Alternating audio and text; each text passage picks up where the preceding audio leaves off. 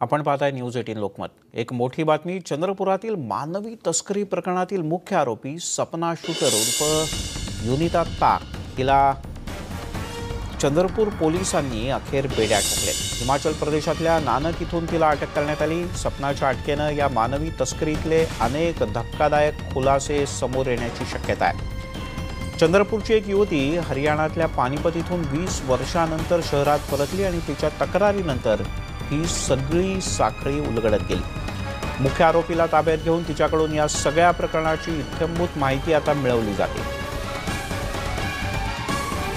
केवळ महाराष्ट्रातलं नाही तर देशातलं एक मोठं प्रकरण पुढच्या काही दिवसात उघडकीस येऊ शकतं आणि चंद्रपूर पोलीस हे प्रकरण उघडकीस आणतील। कारण चंद्रपुरात 20 वर्षांपूर्वी चंद्रपूर सोडून बाहेर गेलेली एक मुलगी चंद्रपुरात परतली आणि तिने जी माहिती सांगितली त्यावरून एक अटक झाली। हैदर शेख आपले प्रतिनिधी आपल्यासोबत आहेत। हैदर, थोडक्यात सांगा काय आहे हा सगळा प्रकार?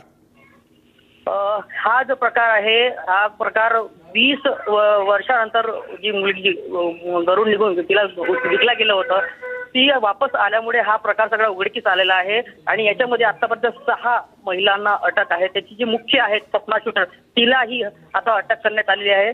आता या संदर्भात 20 मुलींना विकल्याचा पुन्हा या आरोपींनी कबुली दिली आहे। आता पुढचा तपास पोलीस करत आहेत। त्याच्या संदर्भात किती मुली पुन्हा वापस आणता येईल हा सगळा आता पोलीस सतत त्यात आपले सूत्र हलवत आहेत। एक विशेष पथक गठीत करून आता या संदर्भात पूर्ण तपास सुरू आहे। हैदर, तुर्तास धन्यवाद या माहितीबद्दल।